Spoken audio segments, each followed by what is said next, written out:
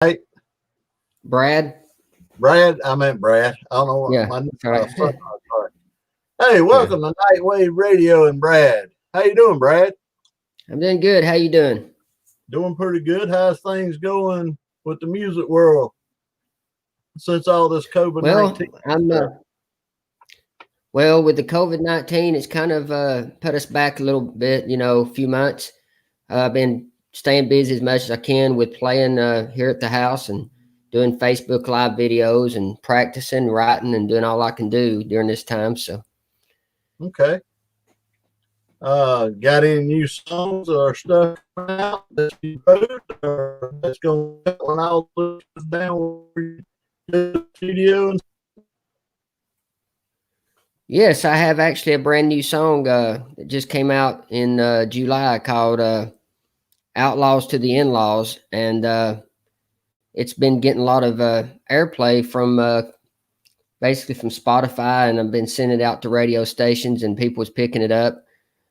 So I'm really excited about how this song's going to go. And I had another song that came out prior to that one called "Crazy Hearts" that had done pretty good for me out on you know digital and digital music and Facebook and YouTube and all that stuff. So right.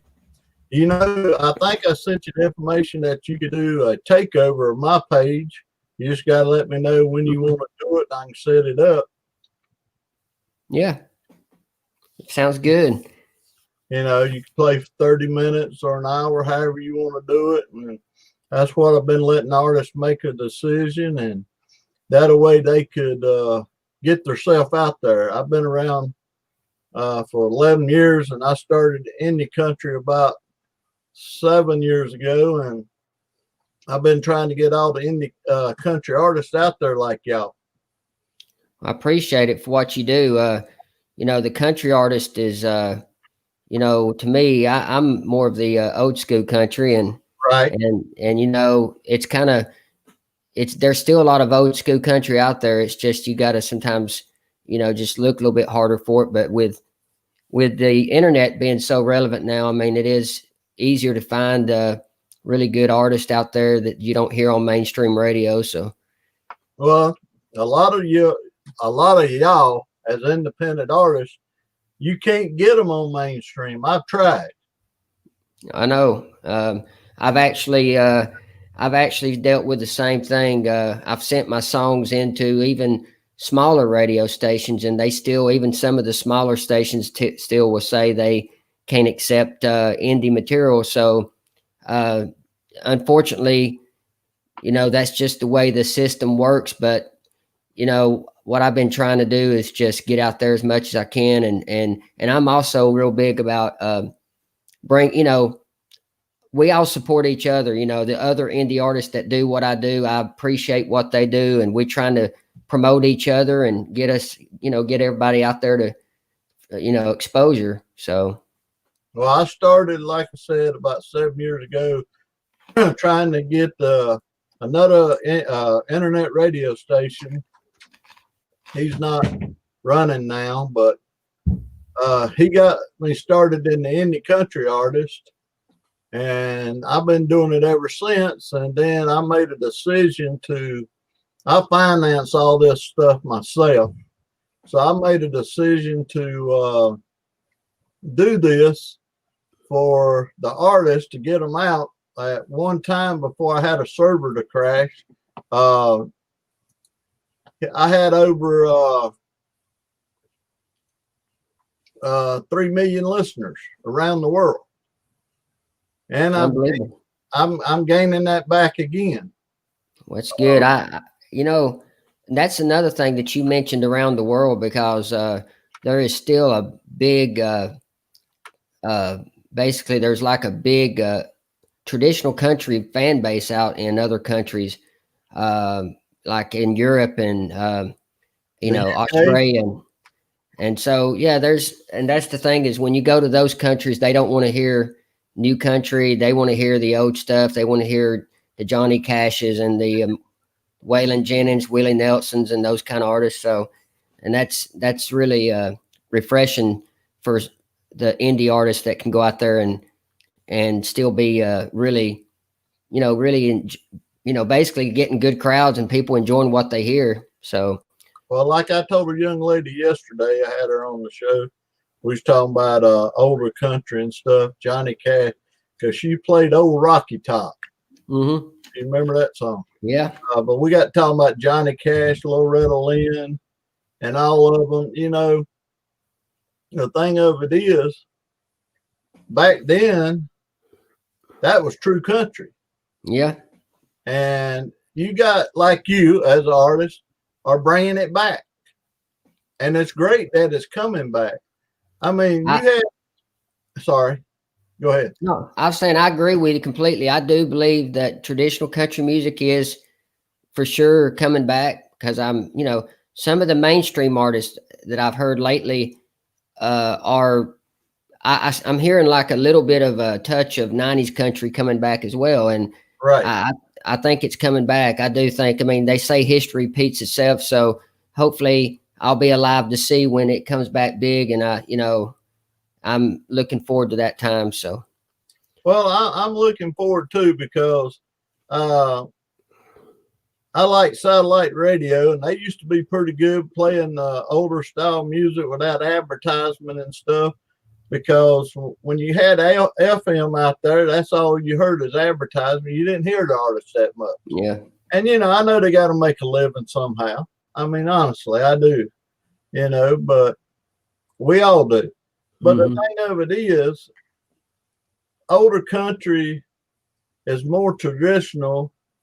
I've heard some of the mainstream artists like not Toby Keith, but Carrie Underwood. Mm-hmm. She brought some of Dolly Parton's and some. I think she sung a song of Loretta Lynn's, but she changed it up a little bit.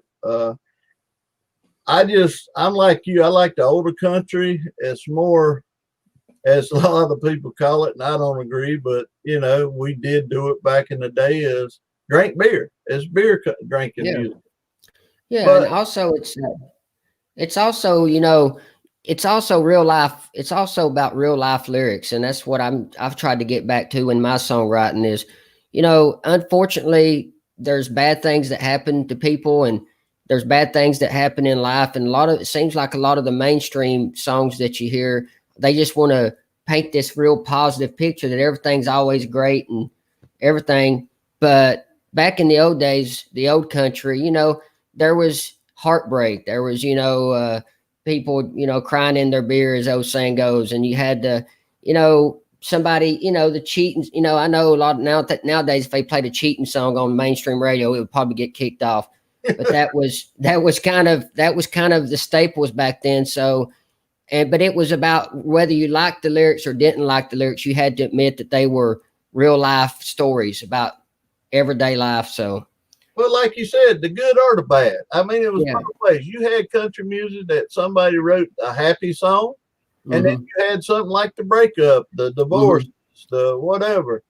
But country music is about true stuff. It's not about, like you hear some of the songs today. Somebody sits there and write a song and it's not making no sense. They got the beat, but it's not making the song's not making no sense like country music does. Well, and something else too that I really miss in traditional country or mainstream country, and I mean, there's a couple of artists that still trying to get it on some of their records as much as they can.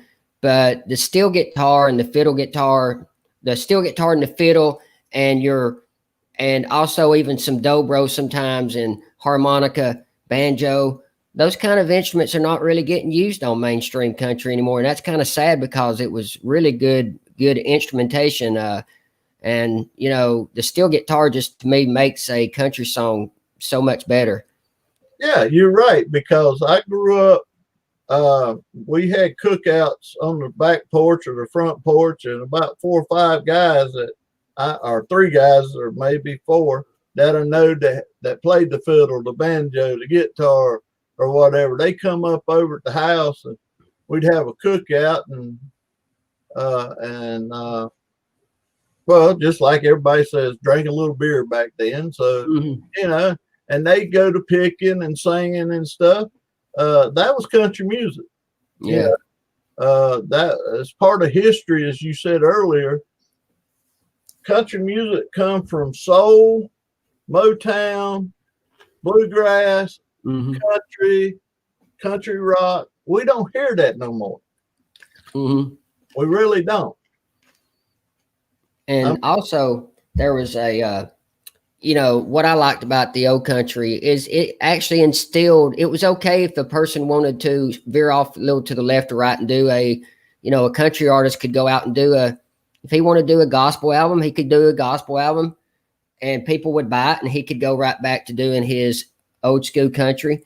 Like, it was just different where, country, believe it or not, a lot of people don't really get it now when they hear mainstream, but the old country, a lot of the roots from old country came from the old gospel hymns and a lot of the old gospel music that they used to Right, sing back right. in the day. So that's why to me the melodies were so good in the old country because of where it came from.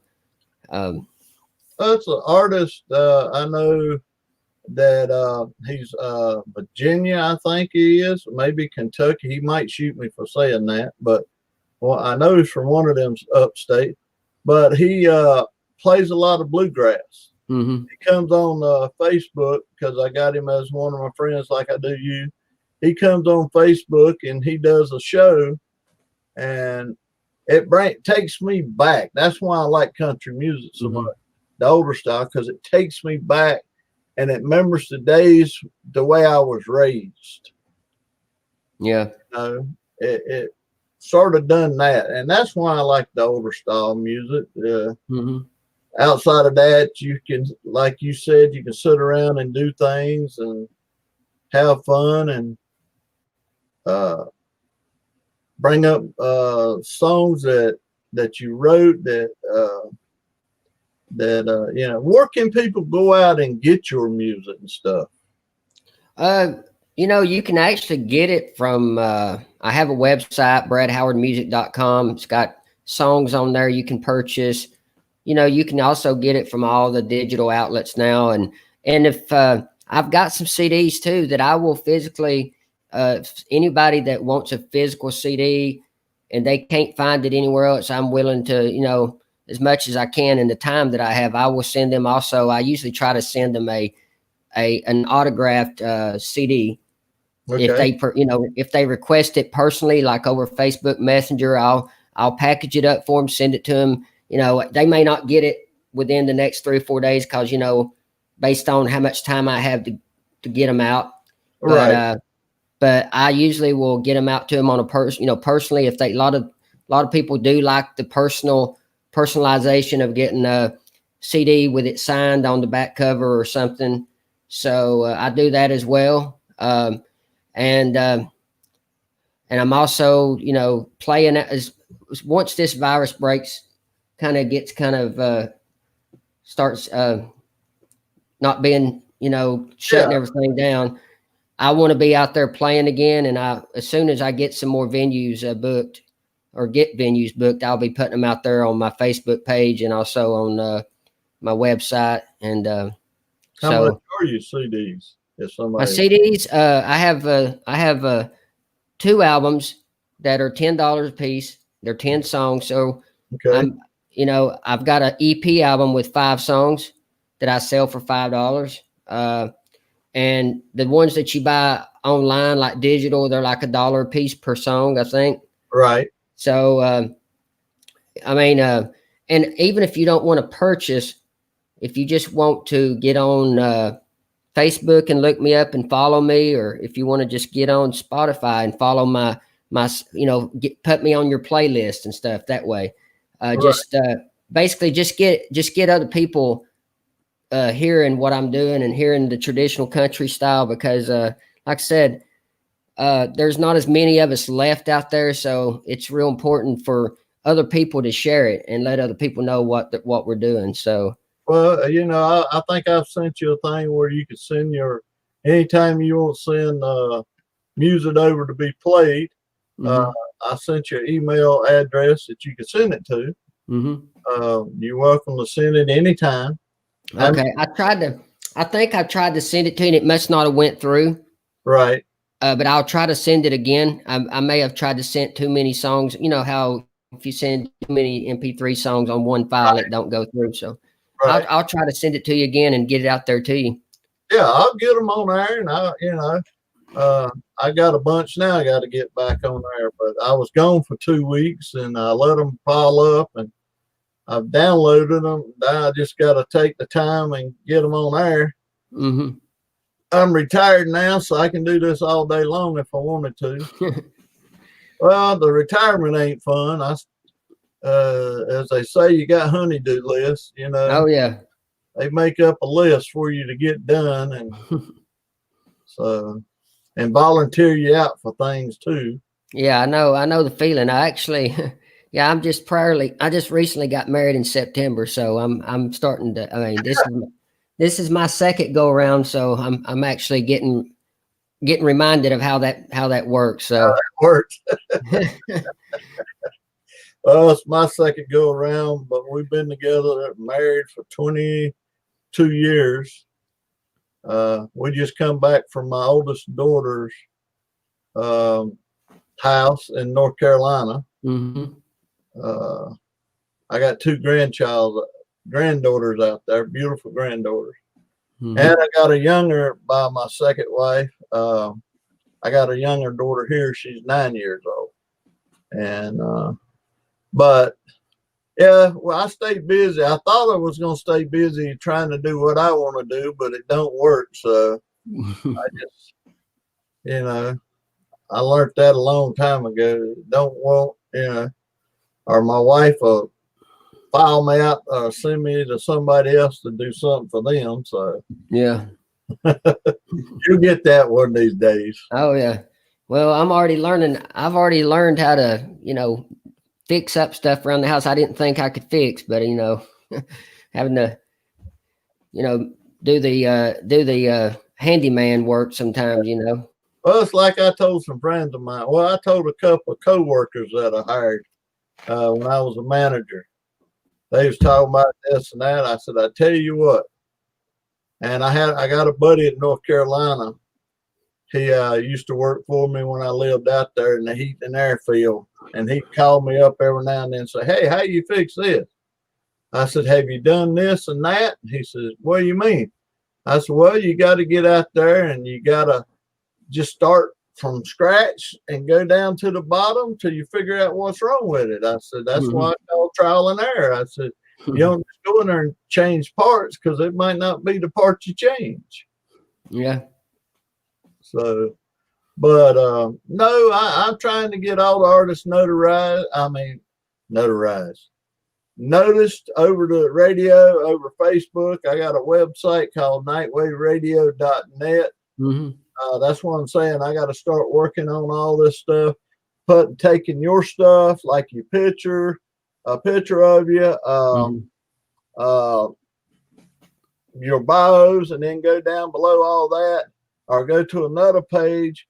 I'll put your picture up. I'll put one of your songs. If it's a new song, I'll put it on there. And then I'll put links below where they can go buy, like Amazon, Spotify, iTunes, and stuff like that. So if they're on my website, and also I got a store on there that my wife sells CBD, and I put T-shirts where you can go get T-shirts and stuff of mine. But what I'm getting at, I also got where they can go out and get the information too from you. I hadn't put, excuse me, I hadn't put the Facebook links on there yet, but I need to, I think I got the software to do that too. So encode that, it automatically encode your Facebook page and all them, Twitter, and I can say that wrong every time, and Instagram, but I need to get back working on it because I used to work 10 hours a day, come home, fix supper, and then work on the website till 10, 11 o'clock at night sometimes, realize what time it is and go to bed. After the doctor retired me, I didn't have all my stuff set back up, but now I do. We bought a house last year. Mm-hmm. I'm working on a short wave, or what do they call it? It's low wave, or what, however they call it, FM station. I got the antenna, I got the tower. I just got to take time to get it set up for y'all. Mm-hmm. That'll be one way, and find a channel that nobody's on around here. And so if people still listen to a lot of FM, they can find y'all on that as soon as they ever get it set up. Good. But I was also told FM was going bye-bye, so, you know. Huh.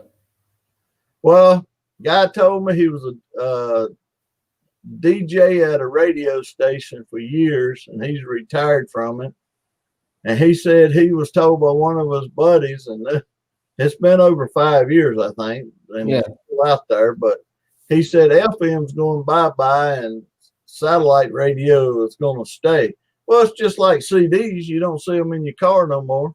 No, I mean, actually, they said the last time CD sales actually jumped up was skyrocketed was in the 90s, and since that time, especially in country music, CD sales have really went down. And I've even heard some country artists, coming out now, even mainstream artists saying, "What's the use in doing a whole 10-song CD when people ain't buying them anymore?" Well, they buying them and putting them on these things. Yeah, Putting them on these things and plugging them into the car, or they downloading them to buying them and sticking them on their phone, the songs they want. Because I mean, it's like the old saying: you'll buy a CD or a cassette to hear the one song they love. Oh yeah. This I used to buy full CDs all the time. I'm talking about physical CDs, and I'd have them in my car, listen to them, and going to work, listen to them going on trips. Matter of fact, my wife just bought a brand new. It's basically an old vinyl record player. Right. And I got one behind me. Yeah, and we like listening to the old vinyl records. It just brings back good memories of listening. I just went the other day when I got back from trip. I put it in a folder, but it's a vinyl record. I noticed in some of your stores now, Walmart, Target, they are now selling vinyl records again. But it's coming back. Vinyl records. But what I'm saying, guy had some on Facebook Market for like, I don't know, $50. And I was in North Carolina, and I told him if he'll hold him, I give him 60. I thought it was like maybe 50 way it looks. Well, when I got through, it was a box about that high. I mean, all the way at the top and about yay wide. I've got over probably 500 different style music, but but it was back in the 70s and 80s and 90s when they would sell it before. Well, not the 90s. Well, yeah, they still putting some records out then, but that's what needs to come back out, because then people can go, if they want to buy an album or they want to buy the one or two songs that they like, they can get that on a vinyl record. Well, even to me, I mean, I never was a big rock and roll fan, but even back in the 70s and 80s and that time frame, and even the rock and roll songs that were even better quality, it's just, I mean, actually music in general was just better quality back then, I think. Well, they took the computers and programs and stuff that you see now that a lot of these not record label, but studios have. It's all digital now. They still got a little bit of soundboard and stuff to play with, but it's all digital profiling. It takes all the stuff. I mean, this record's got scratches in it. I think the software I got take the scratches somewhat out of it. I mean, but I'm trying to get it back where I mean, if I want to pick a Johnny Cash song that somebody's like, say if you sung it, Mm-hmm. and I'm doing a live show instead of doing this. This is live, but what I'm saying, DJing a live show on my station behind me here. I can do that, and I can reach over here, and I can also play that live at the same time. Mm-hmm. Let's say, say that you sung the song, and then I come back and say, hey, here's the original song from Johnny Cash. Yeah.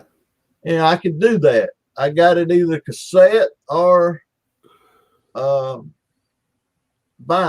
and CD on my computer, so I can do it either way if it's on a CD or whatever. But talking about CDs, and we was talking about that. I went and bought a truck a couple months ago, probably about 3 or 4 months ago. I was out here looking for a truck, and I run across a truck with a CD player in it. A truck now. Most of them's got these old big screens and stuff in them, and Yeah.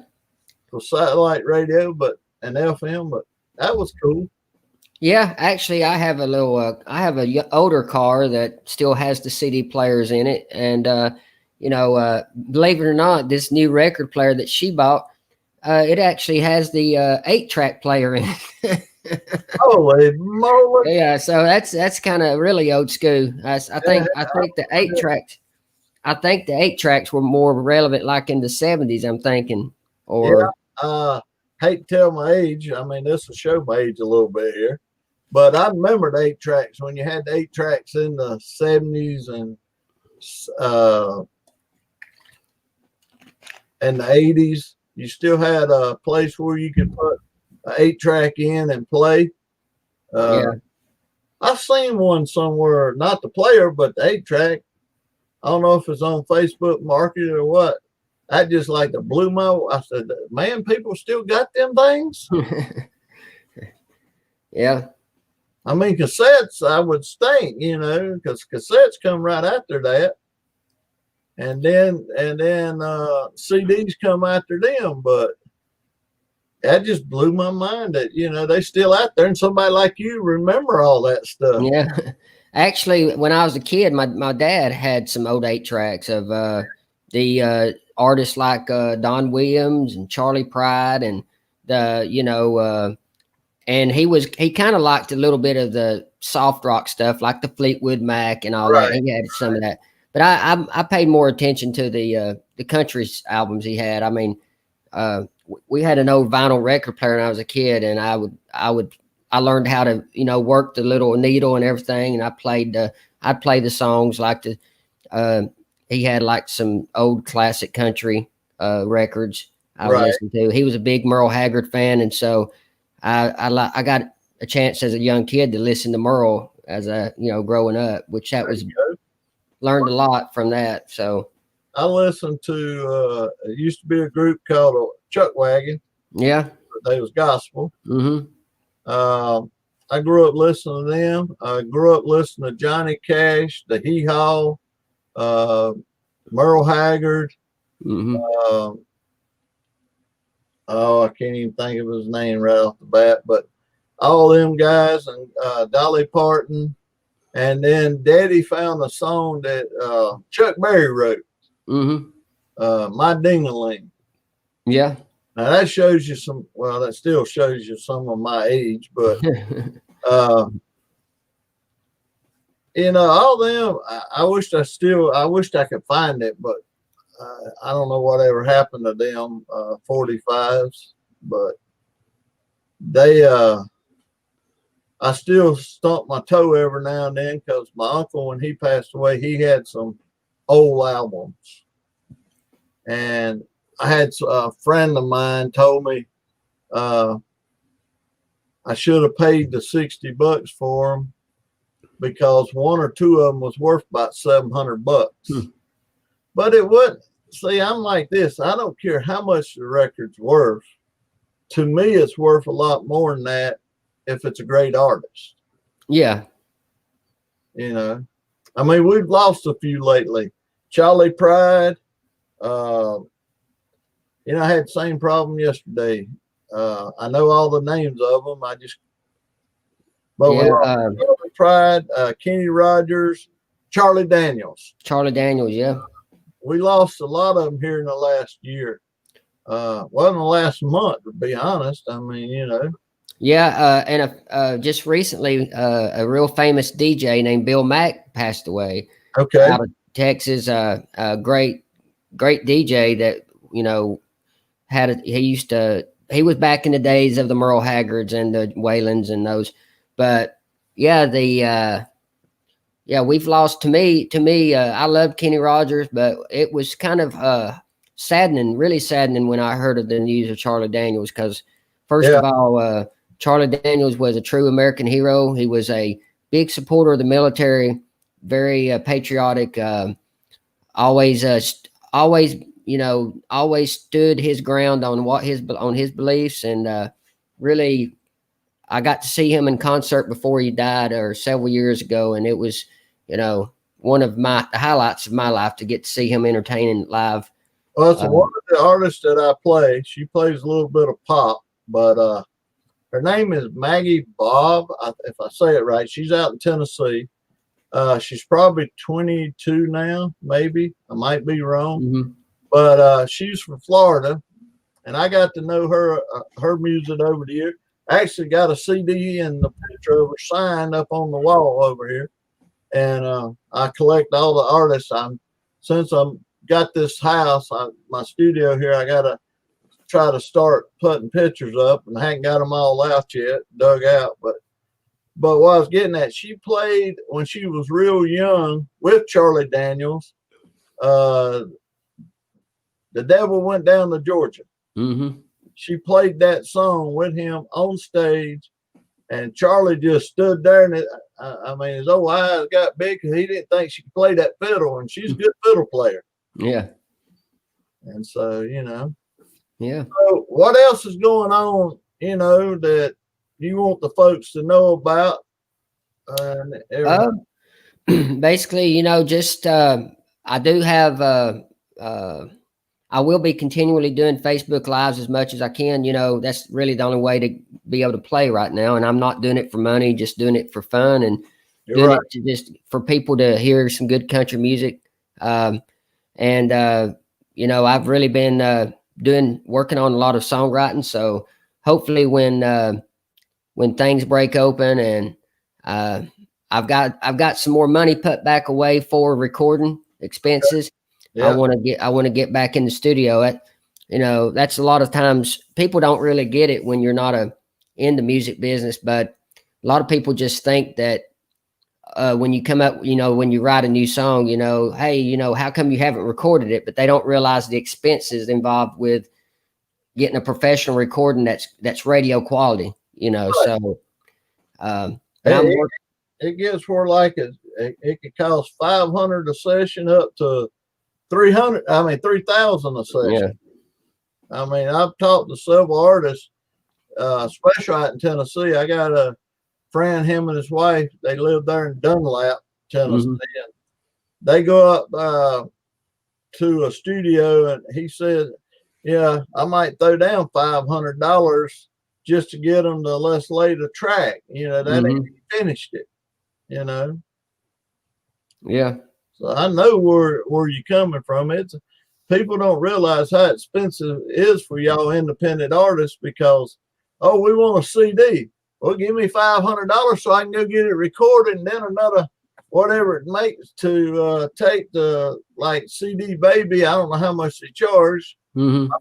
He told me, but then you send it to them and they put it on a CD, and you got to get photo and all that you want to send them. And yeah, once you're done, you done spent probably $1,000 to $3,000 just getting it ready.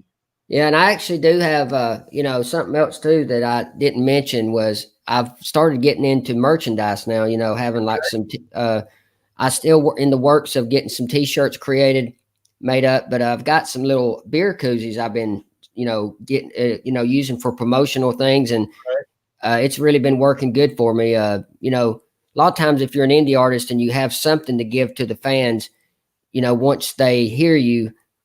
if they have something to keep looking at it, they remember who you are, Right. 2 or 3 months later, whatever. And also, I'm working with another guy here in Nashville. We're putting together we're planning a show that we're going to start doing in places like fairs and like more of the outdoor venues, Right. military venues. And it's going to be called Honky Tonks and Heroes is the name of the show. And it's going to be a show of doing honky tonk classics with patriotic classics, like your songs like kind of like God Bless the USA and those type songs that have American pride with it. And we're working on that show. We're in the like early planning phases of that, but with the virus kind of shutting everything down, it's given us a lot of time to just really slow down and just get it the way we want it. Right. When things come open. So How that's far going to be. go out from Tennessee, or y'all just gonna do it around there? We're going to be going out all over. We're wanting to push it to a lot of the state fairs and county fairs. A lot of the maybe certain like festivals that's doing country music. We think that we could even get it into certain NASCAR venues, like your smaller NASCAR. Right. And right even and even we would like to even hopefully get it into some rodeo events too, because that's I know a lot of your rodeo fans are into classic country and patriotic material, So that's something we're going to be looking at as well. So hopefully that'll be. I'd say I don't know if that'll be something that'll be happening before the end of the year, but hopefully by January of next year, that'll be something that we'll have up and running. So, okay, let me know. I could probably, I don't know. I figured they canceled the state fair here in Oklahoma City. It's canceled. So I don't know who to go up there and talk to, but here in town, we got a big rodeo going on right now here with about 800 contestants. They said, and I hadn't went out there. I want to go, but I just don't want to catch nothing right now. Yeah. And it was tough to get on the plane, but I couldn't tell my granddaughters no. So, but I got back here safely and no sickness and everything. So, but maybe if you get this thing up and going, I might can find out who to talk to and let y'all get back with you and set it up for the rodeo out here next year. Yeah, that'd be great. I love I've always loved I have a lot of respect for anybody that participates in the rodeos. I mean, not just the cowboys that's, doing the riding, but even those rodeo clowns, they take a beating. They're just as courageous as the rest of them. So, oh yeah, I mean, they might get run over by a bull or stomped by a horse. Who knows? Yeah. I mean, talking about that. Yeah, I've seen a lot of. I talked to a person that does barrel racing, and she enjoys that. And but that's been years ago. I enjoyed going to them. When I moved to Kansas, I didn't hear too much. It's about like anything else. You didn't hear much of anything about barrel racings or rodeos close by unless you go to the state fair. Yeah. Now you've seen a lot of it going on there, which we did go to state fair up there in Kansas, but you didn't hear much about dirt tracks either. And we got one probably about 7 miles from me here. You can hear it crank up on Saturday night. So, well, yeah. And, being from North Carolina, like you mentioned, you was, where I grew up in North Carolina, I mean, auto racing was really big there. It still is. It still is. Go ahead. So, yeah, I one thing I do miss. I mean, here in Tennessee, racing is still pretty big because Tennessee and North Carolina kind of butt up against each other. So you got some of the same fan base in both states, but North Carolina being like the beginnings of the roots of kind of NASCAR, there's just a different kind of fan base there for like NASCAR. So that's something I really do miss living there. all the rivalries that went on between the Dale Earnhardt fans and the Rusty Wallace fans, and and all this. It was really fun back in the day. So I used to go to talking about that. I used to go to Rockingham Racetrack to call the Rock. Yeah. Bobby Allison and Benny Parson and all them was racing there. And I think it was that track, one of the tracks that I watched Kel Yarber and them get in a fight. Yeah. And but I met Andre the Giant there at the racetrack. And I didn't know that at the time, but he lived right there in Ellaby, North Carolina, where I mean, it wasn't but 6 or 7 miles from my house.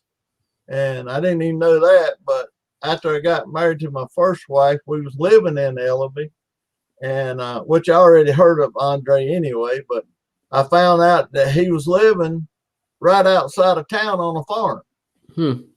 And I went to his house and partied one night with his caretaker and his manager, invited me out there. And Andre was gone at the time, but he wanted me to come out, make sure I would come out there without Andre being there before he invited me back.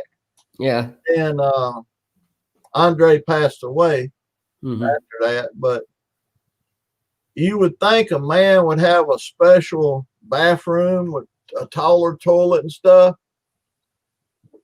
No, he got just a regular bathroom, just like we would have.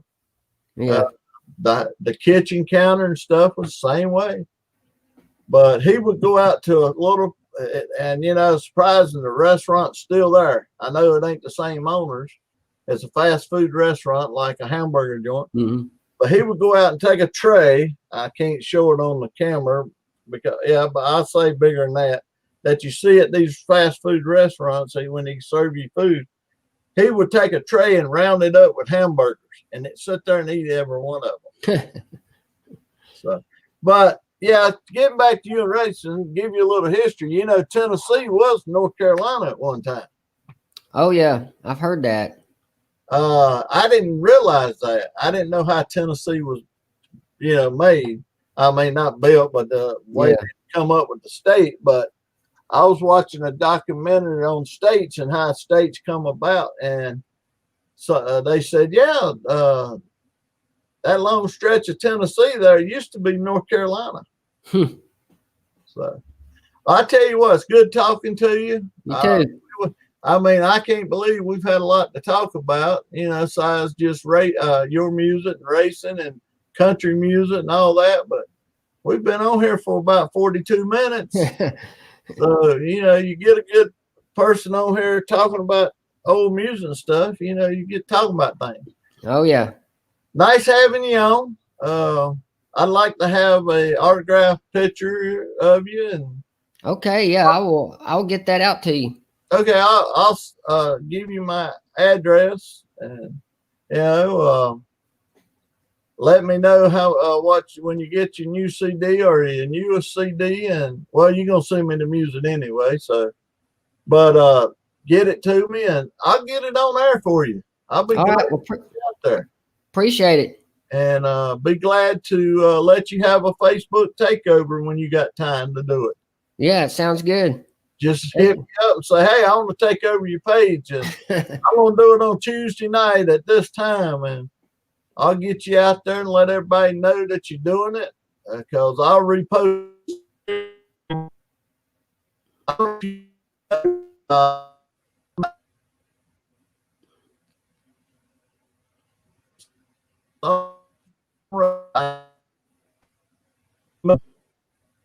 All over the place. The UK, and the lady that started it, she's she's going for that one. She's in Georgia.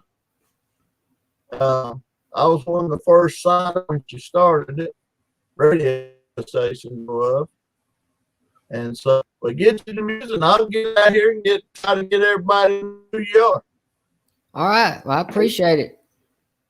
You take care, sir. You too. Nice having you on here. All right. Thank you. Come back again. All right. All right. Bye-bye.